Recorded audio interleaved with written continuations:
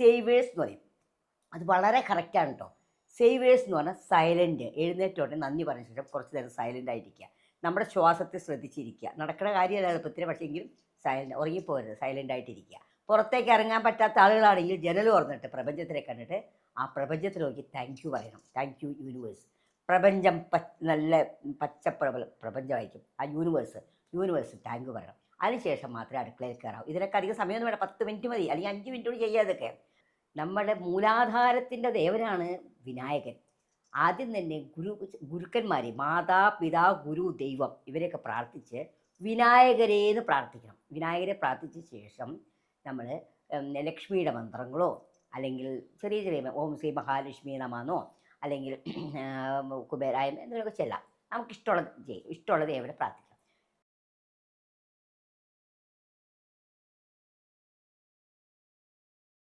ഇപ്പോൾ സ്ഥിരമായിട്ട് ആളുകൾ വന്ന് ചോദിക്കുന്ന കാര്യമാണ്, എനിക്കിന്ന് രാവിലെ എനിക്ക് മൂടില്ല, എനിക്കിന്ന് ജോലി പോകണില്ല, എനിക്ക് കുട്ടികൾക്കും ഉണ്ട്, എനിക്കിന്ന് പോകാൻ ഇഷ്ടമല്ല, മൂടില്ല.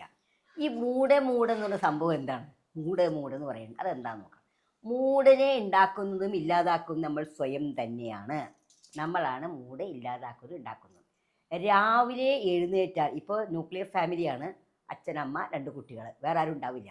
അപ്പോൾ രാവിലെ എഴുന്നേറ്റ് കഴിഞ്ഞാൽ ഇവരുടെ ജോലിക്ക് പോകണം. അപ്പോൾ സ്ത്രീകൾ എന്ത് ചെയ്യും? ചാടി എഴുന്നേറ്റ് ഉടനെ അടുക്കളയിൽ കയറും. പല്ല് തേക്കുകയോ ഒന്നും ചെയ്യില്ല, വേഗം അടുക്കളയിൽ കയറി എന്തെങ്കിലുമൊക്കെ ഫുഡ് ഉണ്ടാക്കുക, കുട്ടികൾക്ക് പകർത്തി വയ്ക്കുക, ഹസ്ബൻഡിനെ പകർത്തി വയ്ക്കുക, ജോലിക്ക് പോവുക. ടൈം തെറ്റി ചെന്ന് കഴിഞ്ഞാൽ ബോസിൻ്റെ മുഖം കാണണം. നമുക്ക് തിരിച്ച് ഭക്ഷണം ശരിയായില്ലെങ്കിൽ കുട്ടികൾക്ക് ഇഷ്ടപ്പെടില്ല, ഹസ്ബൻഡിൻ്റെ മുഖം കാണണം. ഇതൊക്കെ ഓർത്തിട്ട് എന്ത് ചെയ്യും? ചാടി എഴുന്നേറ്റ് ഉടനെ അടുക്കളയിലേക്ക് പോകും. രാത്രി ലേറ്റായിട്ടാണ് കിടക്കണത്, അത് ഓർക്കണം. പക്ഷേ നമ്മൾ ഇതിനെയൊക്കെ നമ്മളെങ്ങനെ മാറ്റിയെടുക്കാം? നമുക്ക് ന്യൂക്ലിയർ ഫാമിലി മാറ്റാൻ പറ്റില്ല, എല്ലാവരും അങ്ങനെ ആയിപ്പോയി. അപ്പം നമ്മൾ എന്താ ചെയ്യേണ്ടതെന്ന് വെച്ചാൽ, കൂട്ടുകുടുംബമാണ് ഏറ്റവും നല്ലത്. അച്ഛനും ഹസ്ബൻഡിൻ്റെ അമ്മയും അച്ഛനും ഒക്കെ ഉണ്ടെങ്കിൽ വളരെ നല്ലതാണ്. അപ്പോൾ നമുക്ക് സഹായം ഉണ്ടാവും ആരുടെയെങ്കിലും. പക്ഷേ ഇതൊന്നും ഇല്ലെങ്കിലും നമ്മൾ ജീവിക്കണമല്ലോ. അപ്പോൾ അത് എന്താ ചെയ്യേണ്ടതെന്ന് വിചാരിച്ചു കഴിഞ്ഞാൽ, രാവിലെ നമ്മൾ എഴുന്നേൽക്കുമ്പോൾ തന്നെ ചാടി എഴുന്നേൽക്കാതെ അവിടെ കിടന്ന് വാമപ്പ് ചെയ്യുക. കുറച്ച് നേരം വാമപ്പ് ചെയ്താൽ കൈയും കാലമൊക്കെ സൈക്കിൾ ഓട്ടർമാരി കാണിക്കുക, കുറച്ച് ചെറിയ എക്സസൈസ് ചെയ്യുക, കൈ പൊക്കിയ കാല് പൊക്കിയൊക്കെ കുറച്ച് കാര്യങ്ങൾ ചെയ്യാം. അതിനുശേഷം വലത്തോട്ട് തിരിഞ്ഞാണ് എഴുന്നേൽക്കേണ്ടത്. വലത്തോട്ട് തിരിഞ്ഞ് എഴുന്നേറ്റ് നമ്മുടെ മൂലാധാരത്തിൻ്റെ ദേവനാണ് വിനായകൻ. ആദ്യം തന്നെ ഗുരുക്കന്മാർ, മാതാപിതാ ഗുരു ദൈവം, ഇവരെയൊക്കെ പ്രാർത്ഥിച്ച് വിനായകരേന്ന് പ്രാർത്ഥിക്കണം. വിനായകരെ പ്രാർത്ഥിച്ച ശേഷം നമ്മൾ ലക്ഷ്മിയുടെ മന്ത്രങ്ങളോ അല്ലെങ്കിൽ ചെറിയ ചെറിയ ഓം ശ്രീ മഹാലക്ഷ്മി നമാന്നോ അല്ലെങ്കിൽ കുബേരായം എന്തെങ്കിലുമൊക്കെ ചെല്ലാം. നമുക്കിഷ്ടമുള്ളത് ചെയ്യും. ഇഷ്ടമുള്ള ദേവനെ പ്രാർത്ഥിക്കാം.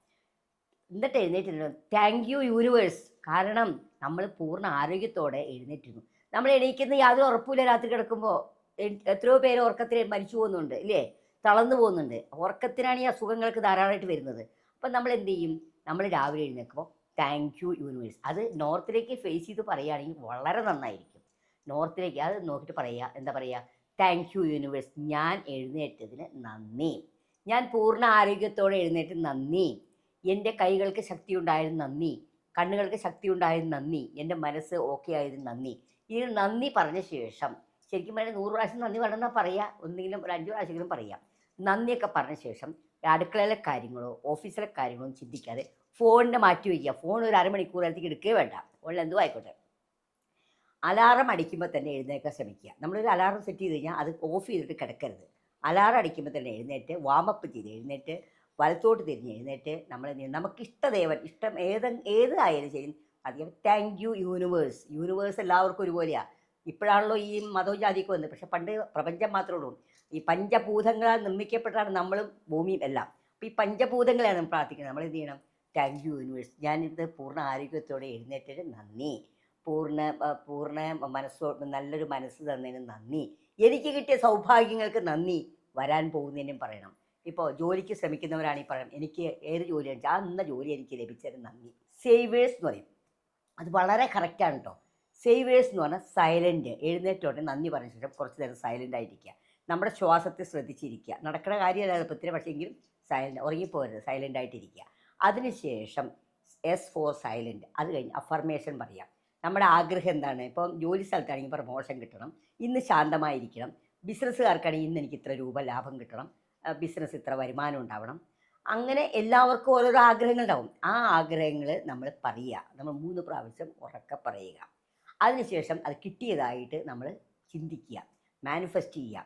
അപ്പോൾ മാനിഫെസ്റ്റ് ചെയ്ത് കഴിയുമ്പോൾ നമുക്കത് ലഭിച്ചതായിട്ട്, ഇപ്പോൾ ജോലി കിട്ടുകയാണെങ്കിൽ പ്രൊമോഷനാണെങ്കിൽ നമ്മൾ ഓഫീസിലിരിക്കുന്നതും, അതുപോലെ തന്നെ നമ്മളൊരു വീട്, ഇപ്പോൾ ഒരു വീടാണല്ലോ എല്ലാവർക്കും സ്വപ്നം, വീടുണ്ടാവുന്നതായിട്ടും വീട് പണിയുന്നതായിട്ട് പണിത് വീട്ടിൽ നമ്മൾ ഹൗസ് വാമിംഗ് ആയിട്ട് നമ്മൾ സ്വപ്നം കാണും. ഹൗസ് വാമിങ്ങിന് പോണതും ആൾക്കാർ വരുന്നതും നമ്മൾ ഓരോ ബെഡ്റൂമിൽ നമ്മൾ പോകണതും ഓരോ ബെഡ്റൂമിൽ സെറ്റ് ചെയ്യുന്നതൊക്കെ നമ്മളൊരു 2 മിനിറ്റെങ്കിലും അല്ലെങ്കിൽ 1 മിനിറ്റെങ്കിലും നമ്മൾ സ്വപ്നം കാണുക. സ്വപ്നമല്ല, മാനിഫെസ്റ്റ് ചെയ്യുക. അപ്പോൾ അഫർമേഷനായി SIA അഫർമേഷനായി മാനിഫെസ്റ്റേഷൻ.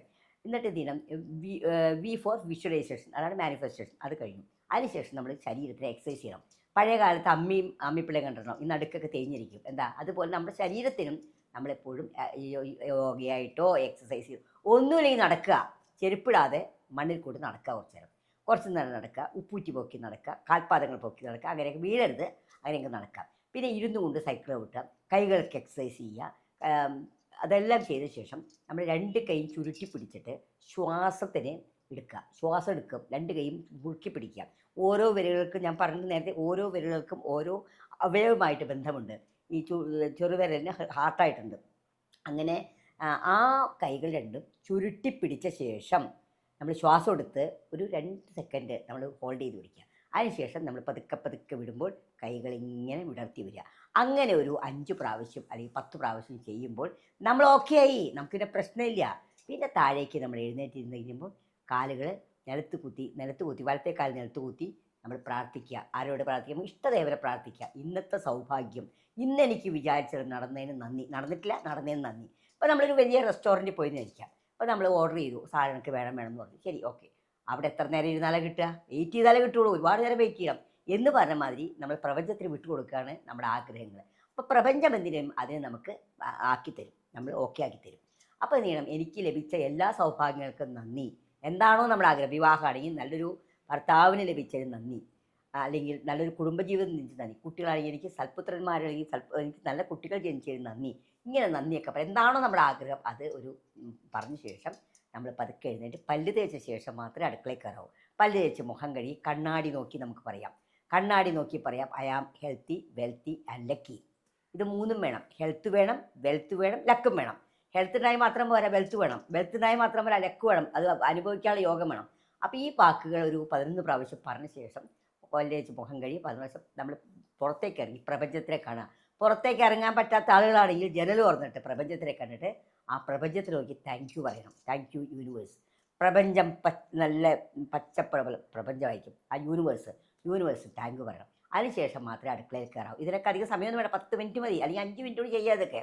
അപ്പോൾ സ്പീഡാകുമ്പോൾ 5 മിനിറ്റ് ആവും. എന്നിട്ട് അടുക്കളയിൽ കയറി കഴിയുമ്പോൾ നമ്മൾ ഇഷ്ടദേവനെ ഓ നമോ നാരായണായ പറഞ്ഞിട്ട്, അല്ലെങ്കിൽ എൻ്റെ കൃഷ്ണ എന്ന് പറഞ്ഞിട്ട് വേണം നമ്മൾ കാര്യങ്ങൾ ചെയ്യാൻ. അരിയിടുമ്പോൾ നമ്മൾ ഒരു മന്ത്രമൊക്കെ ഉണ്ട്, അത് എല്ലാവരും ചൊല്ലുമെന്നറിയില്ല, എങ്കിലും നാരായണ എന്ന് ചോദിക്കും. ഓ നമോ നാരായണ പറയാമല്ലോ. അപ്പോൾ അന്നപൂർണി, സദാപൂർണി, ശങ്കരപ്രാണവല്ലഭി എന്ന് പറയുന്ന നാമമൊക്കെ ചേട്ടാ പഴയകാലത്ത് അരിയൊക്കെ ഇടാറ്. അരിയും വെള്ളം കൂടി ഒരിക്കലും ഒരുമിച്ച് വയ്ക്കരുത്. അരി വെള്ളം തിളച്ച ശേഷം അരി ഇടാവും. അരി ഇട്ട് കഴിഞ്ഞിട്ട് എന്ത് ചെയ്യും? നമ്മൾ അത് ഇതിലേക്ക് വാങ്ങി വയ്ക്കും. ഇപ്പോൾ എല്ലാവരും അങ്ങനെയാണല്ലോ, തെർമൽ കുക്കറിലേക്ക് വാങ്ങി വയ്ക്കുകയാണല്ലോ ചെയ്യുന്നത്. അങ്ങനെ നമുക്ക് അപ്പോൾ നമ്മുടെ ഹസ്ബൻഡും നമ്മളെ സഹായിക്കും. നമ്മൾ ഈ രീതിയിൽ പോകുമ്പോൾ നമ്മുടെ ഹസ്ബൻഡും സഹായിക്കും. അങ്ങനെ നമ്മൾ ഒരു തലേ ദിവസം നമ്മൾ ടു ഡു ലിസ്റ്റ് ഉണ്ടാക്കി വെക്കണം. നാളെ എന്തൊക്കെയാണ് ബ്രേക്ക്ഫാസ്റ്റ്, രാവിലെ എനിക്ക് നിനക്ക് എന്താ വേണ്ടേ, മറ്റവനെന്താ വേണ്ടേ, അങ്ങനെ ചോദിക്കരുത്. തലേ ദിവസം നമ്മൾ ടു ഡു ലിസ്റ്റ് ഉണ്ടാക്കി വെക്കണം മേശപ്പുറത്ത്. അപ്പോൾ നമുക്ക് എന്തൊക്കെയാണ് നാളെ ബ്രേക്ക്ഫാസ്റ്റ്, നാളെ എന്തൊക്കെയാണ് ചെയ്യേണ്ടത്, കുട്ടികൾക്ക് എന്താണ് സ്നാക്സ്, നമുക്ക് എന്താ കൊണ്ടുപോകേണ്ടത്, എല്ലാം തലേ ദിവസം തന്നെ പ്രിപ്പയർ ചെയ്ത് വെക്കണം. അപ്പോൾ പെട്ടെന്ന് പിറ്റേ ദിവസം നോക്കുമ്പോൾ നമുക്ക് എളുപ്പത്തിൽ ഒരു 1/4 മണിക്കൂർ ലാഭിക്കാൻ പറ്റും. ഈ ഇതെല്ലാം കഴിഞ്ഞ ശേഷം വിളക്ക് കത്തിക്കണ ഇഷ്ടമുള്ള വിളക്ക് കത്തിക്കാം. വിളക്ക് കത്തിക്കുന്ന സമ്പ്രദായം നല്ലതാണ്. കുളി കഴിഞ്ഞ ഉടനെ വിളക്ക് കത്തിക്കാം. വിളക്ക് കത്തിച്ച് അരി ഇട്ടുകൊണ്ട് കുക്കറിൽ ഇത് വെച്ചുകൊണ്ട് നമുക്ക് വിളക്ക് കത്തിക്കാം. കുളി കഴിഞ്ഞ് വിളക്ക് കത്തിക്കാം. വിളക്ക് കത്തിച്ച് കഴിയുമ്പോൾ 5 തിരിയിട്ട് വിളക്ക് കത്തിക്കണം. വിളക്ക് കത്തിച്ച് കഴിയുമ്പോൾ ആ 5 തിരിയിട്ട് വിളക്ക് കത്തിക്കുക മാത്രമല്ല, ആ തലേ ദിവസം തിരി ഉപയോഗിക്കുന്ന തലേ ദിവസത്തെ തിരി ഒരിക്കലും വലിച്ചെറിയരുത്. അതൊരു ബോക്സിലിട്ട് വയ്ക്കുക. ഒരു പുഷ്പങ്ങൾ വിളക്കിന് ചുറ്റും ഇട്ടാൽ നന്നായിരിക്കും. ഒരു ചെറിയ കർപ്പൂരം ഇട്ട് കത്തിച്ചിട്ട് പ്രാർത്ഥിക്കുകയാണെങ്കിൽ നമ്മുടെ കുടുംബദേവതകൾ, അച്ഛൻ വഴിയുള്ള കുടുംബദേവത, അമ്മ വഴിയുള്ള കുടുംബദേവത നമ്മൾ അനുഗ്രഹിക്കും. അപ്പോൾ നമ്മൾ ഈ കുടുംബദേവതയും മൂലകുടുംബവും അന്വേഷിച്ച് പോട്ട ആവശ്യമില്ല. അത് തൊഴുക. അങ്ങനെ പ്രാർത്ഥിച്ച ശേഷം നമ്മൾ ഇരുന്ന് നാമം ചെല്ലണമെന്ന് ഞാൻ പറയുന്നില്ല, കാരണം നമുക്ക് ജോലിക്ക് പോകാനൊക്കെ സാധിക്കില്ല. ഞാനൊക്കെ ട്രെയിനിലും ബസ്സിലൊക്കെ ഇതാണ് വായിച്ചിരുന്നത്. ഇപ്പോൾ എനിക്ക് സമയമുണ്ട്, പക്ഷെ അന്ന് അങ്ങനെയായിരുന്നു. അതിപ്പോൾ നമുക്ക് ഇഷ്ടം പോലെ ചെയ്യാം. നമ്മളെപ്പോഴും നമുക്ക് രാമ രാമ ജപിക്കാം. അതുപോലെ വണ്ടികളിൽ കയറുമ്പോൾ നമ്മുടെ സ്വന്തം വണ്ടിയായാലും മറ്റുള്ള വണ്ടിയായാലും വണ്ടി കയറുമ്പോൾ എപ്പോഴും ഹനുമാൻ സ്വാമിയെ പ്രാർത്ഥിക്കുക. രാമ രാമ രാമ രാമ എന്ന് ജപിച്ചു കഴിഞ്ഞാൽ ഒരു അപകടവും വരില്ല. അല്ലെങ്കിൽ ശ്രീരാമ ജയം എന്തെങ്കിലും പറഞ്ഞാൽ മതി. ശ്രീരാമ രാമ രാമ എന്ന് ജപിക്കുന്നിടത്ത് ഹനുമാൻ സ്വാമിയുടെ സാന്നിധ്യം ഉണ്ടാവും. ഹനുമാൻ സ്വാമി വായുപുത്രനാണ്. നമുക്ക് അപകടങ്ങൾ വരാതെ കാര്യം ഇന്ന് ജീവിച്ചിരിക്കുന്ന ഒരു ദേവനാണ് ഹനുമാൻ സ്വാമി എന്നാണ് നമ്മുടെ വിശ്വാസം. അപ്പോൾ ഇങ്ങനെയൊക്കെ നമ്മൾ കൃത്യമായിട്ട് ചെയ്ത് നമുക്ക് അപകടങ്ങളിൽ നിന്ന് ഒഴിവാകും. ഓഫീസിൽ വീട്ടിൽ നിന്ന് പോകുമ്പോൾ വീട്ടിലെ കാര്യങ്ങൾ അവിടെ വച്ചിട്ട് പോകണം. അത് അമ്മ പറഞ്ഞു തന്ന മാതാമതാന്തമി പറഞ്ഞു തന്ന കാര്യം എന്താ, വീട്ടിലെ കാര്യങ്ങളും ഓഫീസിലെ കാര്യങ്ങളും ഒന്നിച്ച് ചുറ്റിക്കൂറ്റിയാൽ നമുക്ക് ആകെ ടെൻഷനാവും. അപ്പോൾ വീട്ടിൽ നിന്ന് പോകുമ്പോൾ വീട്ടിലെ കാര്യങ്ങളൊക്കെ അവിടെ വെച്ച് നമ്മൾ ചിട്ടയായിട്ട് വെച്ച് കാര്യം വെച്ചിട്ട് പോകാം. വഴിയാകുമ്പോൾ നമ്മൾ റിലാക്സ് ആയിട്ട് നാമം ജപിക്കുകയോ ഫ്രണ്ട്സായിട്ട് സംസാരിക്കുകയോ ഒക്കെ ചെയ്യാം. അത് കഴിഞ്ഞ് നമ്മൾ ഓഫീസിൽ ചെല്ലുമ്പോൾ ഓഫീസിലെ കാര്യം മാത്രം, ഡോക്ടറായാലും ഏത് ജോലിയായാലും അത് മാത്രമേ നോക്കാവൂ. തിരിച്ചു വരുമ്പോൾ ആ ഭാരങ്ങളൊന്നും വീട്ടിലേക്ക് കൊണ്ടുവരിക, അവിടെ വച്ചിട്ട് വരിക. കാരണം അങ്ങനെ നമ്മൾ വീട്ടിലേക്ക് കൊണ്ടുവരുമ്പോൾ കോംപ്ലിക്കേഷൻ ആവും. അപ്പോൾ ടെൻഷൻ വരും. അപ്പോൾ ഓഫീസിലെ കാര്യം തീർത്തിട്ട് വരിക. തീരില്ല, എപ്പോഴും തീരാത്തതായിരിക്കും. പിറ്റേ ദിവസത്തേക്ക് വെച്ചിട്ട് അത് ടു ഡു ലിസ്റ്റ് അവിടെ എഴുതി വയ്ക്കുക. നാളെ എന്തൊക്കെ ചെയ്യണം, വീട്ടിൽ ടു ഡു ലിസ്റ്റ് എഴുതി വയ്ക്കുക, നാളെ എന്തൊക്കെ ചെയ്യണം. അങ്ങനെ നമ്മൾ കൃത്യമായിട്ട് പോയാൽ ഒരു ടെൻഷനും ഉണ്ടാവില്ല, ഒരു മൂഡ് ഓഫ് ഉണ്ടാവില്ല, ഒന്നും ഉണ്ടാവില്ല. ഞാനിത് പ്രാക്ടീസ് ചെയ്ത കാര്യമാണ്. എനിക്ക് ടെൻഷൻ ഇതുവരെ ഉണ്ടായിട്ടില്ല. അപ്പോൾ ഒരു ടെൻഷനും ഒരു പ്രശ്നം ഉണ്ടാവില്ല. കോൺസെൻട്രേഷൻ കിട്ടും നമുക്ക്. അതുപോലെ രാത്രി കിടക്കാൻ നേരത്ത് ഉറക്കം വന്നെങ്കിൽ ഭ്രമരി പ്രാണായാമമുണ്ട്, ഭ്രസിക പ്രാണായാമമുണ്ട്. ഇതൊക്കെ ചെയ്ത് കഴിഞ്ഞാൽ നമുക്ക് ഉറക്കം വരും. ഭ്രമരി പ്രാണായാമം ചെയ്ത് കഴിഞ്ഞാൽ നമുക്ക് പെട്ടെന്ന് ഉറക്കം വരും. 6 പ്രാവശ്യം ചെയ്താൽ മതി, ഉറക്കം വരും.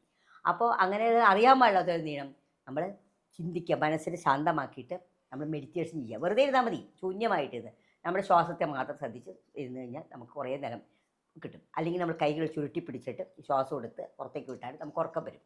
അപ്പോൾ ഇങ്ങനെയുള്ള കാര്യങ്ങളൊക്കെ ചെയ്താൽ എപ്പോഴും റൂം ക്ലീൻ ആയിരിക്കണം. നമ്മൾ കിടക്കുന്ന ബെഡ്ഷീറ്റും കാര്യങ്ങളൊക്കെ വീക്കിലെങ്കിലും മാറ്റണം. ചെറിയ കുട്ടികളെ 2 ദിവസം കൊണ്ട് മാറ്റണം.